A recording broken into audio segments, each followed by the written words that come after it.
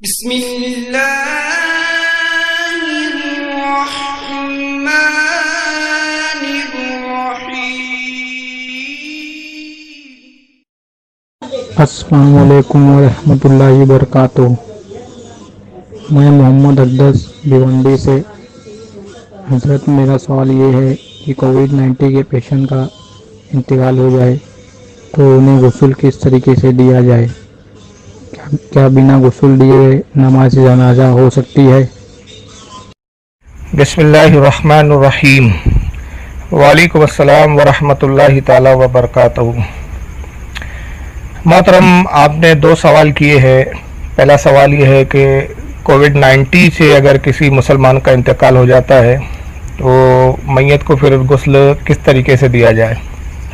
और दूसरा सवाल ये है कि क्या बग़ैर गुस्ल के नमाज जनाजा अगर पढ़ी गई तो क्या नमाज जनाजा सही होंगी?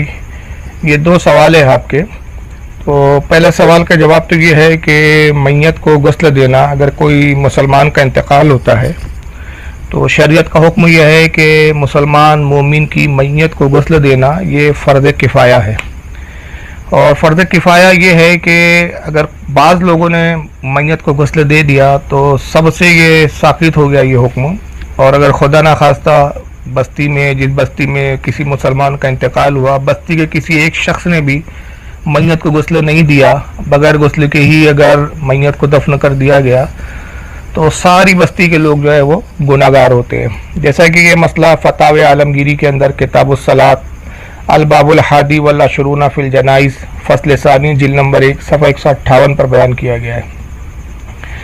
लेकिन अब यहाँ मामला ये है कि अभी कोविड-19 जो कोरोना वायरस है, जिसको अब कोविड-19 का जो है नाम दिया गया है, इसकी वबा इस वक्त पूरी दुनिया में फैली हुई है। पूरी दुनिया को इस वायरस ने अपनी चपेट में ले रखा है और नतीजे में यह है कि बहुत सारी अमवात हो रही है जिनमें मुसलमान भी मर रहे हैं। तो जहाँ तक मुसलमान की मैयत के गुस्ल का मामला है इस सूरत में, तो ये भी देखा जा रहा है कि मरने के बाद जो है अव्वल तो डॉक्टर जो है उर्सा को लाश सौंप नहीं रहे हैं, बल्कि प्रशासन जो है अपने तौर पर जो है वो मैयत के साथ जो भी उनका मामला कर रहे हैं। बल्कि ये भी खबर आई कि बाज़ जनाजों को, जो मुसलमानों की भी जनाजे थे या मुसलमानों की मैयतें थी, माज़अल्लाह उनको जलाया गया। लेकिन बहरहाल अल्लाह का फजल करम है कि हमारे कुछ गयूर सुन्नी मुसलमानों की कोशिशों से और हमारे कुछ ज़िम्मेदार उलमा की कोशिशों से प्रशासन इस बात पर तो आमादा हो गया कि अब अगर हम इसरार करें तो मुसलमान मैयत को वो सौंप देते हैं। लेकिन बड़ी ताकीद के साथ, और पुलिस साथ में होती है, और जब पुलिस साथ में होती है तो इजाज़त नहीं है कि आप मैयत को जो है छुए या गुस्ल दे, बल्कि एक प्लास्टिक के पैकेट में पूरी तरह से मैयत को पैक कर दिया जाता है। तो अब ऐसी सूरत में कि जब हुकूमत की तरफ से गुस्ल की इजाज़त नहीं है, छूने की इजाज़त नहीं है, तो फिर शरीयत का क्या मसला होगा? क्योंकि मैयत का गुस्ल जो है वो फ़र्ज़ किफ़ाया है, और अगर ना दिया गया तो सारे बस्ती के लोग गुनाहगार होंगे। और अगर एक शख्स ने भी दे दिया, जैसा कि मैंने अर्ज़ किया, तो सब बरी ज़िम्मा हो गए। तो अब ऐसी सूरत में मामला ये है कि ये किया जा सकता है कि आप जो है बहुत नरमी के साथ और मोहब्बत के साथ डॉक्टरों को और पुलिस को और प्रशासन को ये समझाने की कोशिश करें कि देखिए, हमारे यहाँ शरान जो है शरीयत के मुताबिक मैयत का गुस्ल एक अहमियत रखता है। अब जैसा कि चूँकि छूने की इजाज़त नहीं है और प्लास्टिक के एक पैकेट में आप उसको दे रहे हैं, तो कम से कम इतनी इजाज़त हम ले लें उनसे, या इतनी बात हम उनको समझाने में कामयाब हो जाए कि हम इस मैयत को हाथ भी नहीं लगाएंगे, छुएंगे भी नहीं, बल्कि दूर से जो है हम नल के ज़रिए, पाइप वगैरह के ज़रिए जो है उस पर पानी बहा दें। इसलिए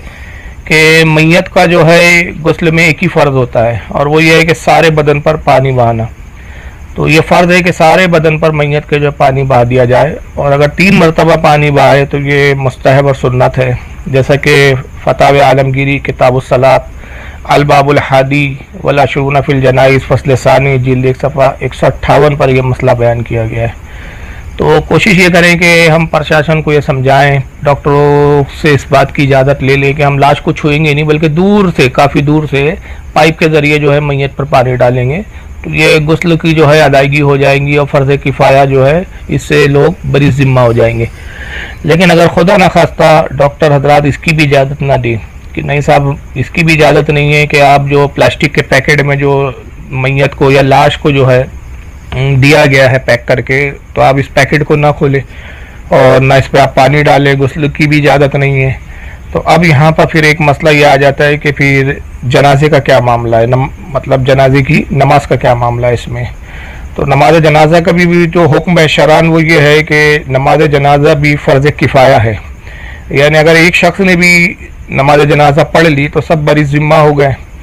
और वरना जिसको खबर पहुंची इंतकाल की और किसी ने नहीं पढ़ा इंतकाल की खबर के बावजूद भी, तो सबके सब गुनाहगार हुए। जैसा कि दुर्र मुख्तार के अंदर किताबुस सलात बाब सलातिल जनाजा जिल्द नंबर 3 सफ़ा 120 पर यह मसले को बयान किया गया है। तो अब इस सूरत में कि नमाज जनाजा फिर कैसे पढ़े, क्योंकि नमाज जनाजा की शराइत में फिर एक अहम शर्त यह भी है कि मैयत का बदन और कफन पाक हो। तो बदन पाक होने से मुराद ये है कि जनाजे को मैयत को गुस्ल दिया गया हो। अगर मैयत को गुस्ल नहीं दिया और अगर गुस्ल देना मुमकिन नहीं है तो फिर शरीयत का हुक्म यह है कि कम से कम तयम्मुम कराया जाए। यानी बाज़ औक़ात ऐसा होता है कि कुछ लाशें ऐसी होती है या मरने वाली की कुछ कैफियत ऐसी होती है बाज़ औक़ात कि उसका गुस्ल मुमकिन नहीं होता, तो फिर हुक्म शरई यह है कि ऐसी मैयत को जो है वो तयम्मुम कराया जाए। जैसा कि दुर्र मुख्तार किताबुस सलात बाब सलातिल जनाजा मतलब फ़ी सलातिल जनाजा जिल्द नंबर 3 सफ़ा 122 पर यह मसला बयान किया गया। लेकिन अब यहाँ पे जो है कोविड-19 का जो मामला है, कोरोना वायरस का जो मामला है, इसमें मरने वाले को तयम्मुम तो बहुत दूर की बात है, जब गुस्ल की इजाज़त नहीं अगर दी जा रही है, अगर गुस्ल की इजाज़त ना मिले, जबकि हम दूर से पानी डालने की बात कर रहे हैं, तो भी छूना और तयम्मुम कराना तो फिर बहुत दूर की बात है, ये तो बहुत बईद है। तो अब ऐसी सूरत में फिर क्या किया जाए, इसलिए कि ये उसूल जो ये मतलब शर्त है नमाज जनाजा की कि मैयत को गुस्ल दिया गया हो, बल्कि यहाँ तक रद्दुल मोहतार के अंदर किताबुस सलात बाब सलातिल जनाजा मतलब फ़ी सलातिल जनाजा जिल्द 3 सफ़ा 121 पर फरमाया गया कि अगर बगैर गुस्ल के नमाज पढ़ दी गई यानी मैयत को गुस्ल नहीं दिया और आपने नमाज पढ़ी उसकी, तो वो जनाजे की नमाज नहीं होगी। हुक्म शरई ये होगा कि पहले उसको गुस्ल दे और फिर नमाज जनाजा पढ़े। बल्कि यहाँ तक फरमाया गया कि अगर आपने मैयत को कब्र में रख दिया बगैर गुस्ल के, कब्र में मैयत को रख दिया, गुस्ल नहीं दिया और मैयत को कब्र में रख दिया आपने, तो अगर अभी मिट्टी नहीं डाली गई तो हुक्म ये है कि जो है लाश को यानी मैयत को बाहर निकाले, गुस्ल दे और फिर नमाज पढ़े। और अगर खुदा न खास्ता आपने बगैर गुस्ल के नमाज पढ़ ली थी तो भी हुक्म यह है कि अगर पढ़ ली तो बाद में फिर उसको फिर गुस्ल दे और फिर दोबारा नमाज पढ़े, कि वो नमाज जनाजा हुई नहीं। लेकिन अब यहाँ मामला ये है कि गुस्ल की इजाज़त अगर नहीं मिलती है और तयम्मुम की इजाज़त तो फिर बहुत दूर की बात है, तो अब इस सूरत में क्या किया जाए नमाज जनाजा, और जबकि फ़र्ज़ किफ़ाया है, अगर नहीं पढ़ी तो सबके सब गुनाहगार होंगे। तो फिर इसकी एक सूरत ये समझ में आती है, और ये मसला चूँकि रद्दुल मोहतार में है तो उसी पर इस्तेमाल करते हुए मैं ये हुक्म बयान कर रहा हूँ शरा का, कि वो ये है कि एक मसला ये भी हमारे यहाँ फ़ुक़हा इकराम ने बयान किया है कि अगर किसी मैयत को कब्र में रख दिया गया और उसका गुस्ल नहीं हुआ था, बगैर गुस्ल के ही मैयत को कब्र में रख दिया गया और फिर कब्र बंद कर दी गई। हाँ, जब तक कब्र की अगर मिट्टी नहीं डाली गई तो हुक्म है कि लाश को निकाले और गुस्ल देकर नमाज जनाजा पढ़े। लेकिन ऐसा हुआ कि आपने बगैर गुस्ल के किसी मैयत को दफन कर दिया और दफन कर नमाज जनाजा हुई नहीं, इसको गुस्ल दिया नहीं गया और आपने दफन कर दिया, तो फिर उसकी कब्र पर जो है वो नमाज जनाजा पढ़ी जा सकती है। तो अब ऐसे हालात में चूँकि उज़्र है और मजबूरी है और प्रशासन की तरफ से इस मामले में अगर सख्ती होती है कि गुस्ल की इजाज़त नहीं मिलती है, तो फिर ये इस पर अमल किया जा सकता है कि आप मैयत को कब्र में डाल दे उसी तरह बगैर गुस्ल दिए हुए, और कब्र पर फिर जो है वो नमाज पढ़ ले। इसलिए कि पहले नमाज तो हुई नहीं थी, पहले नमाज तो हुई नहीं थी ना, क्योंकि गुस्ल ही नहीं दिया गया, और अब चूँकि दफन कर दिया तो दफन के बाद तो गुस्ल वैसे ही नामुमकिन है। तो अब कब्र पे अगर नमाज पढ़ेंगे आप जनाजे की तो अब ये नमाज हो जाएंगी। जैसा कि ये मसला रद्दुल मोहतार के अंदर किताबुस सलात बाब सलातिल जनाजा मतलब फ़ी सलातिल जनाजा जिल्द नंबर 3 सफ़ा 121 पर बयान किया गया है। तो ये मैंने जो है आपके सवालों के जवाबात देने की कोशिश की है। उम्मीद है कि ये मेरे जवाबात इंदल्लाह दुरुस्त होंगे, बाकी अल्लाह रसूल बेहतर जानते हैं। और अगर एक बात मैं इसमें अर्ज़ कर दूं, क्योंकि ये एक जदीद मसला है और बिल्कुल हमारी फ़ुक़हा की किताबों में और हदीस में इस तरह से बिल्कुल कोई सही हुक्म आपको शायद नहीं मिलेगा, क्योंकि कोरोना वायरस और इस तरह के मामला ये बिल्कुल पहली बार सामने आ रहे हैं।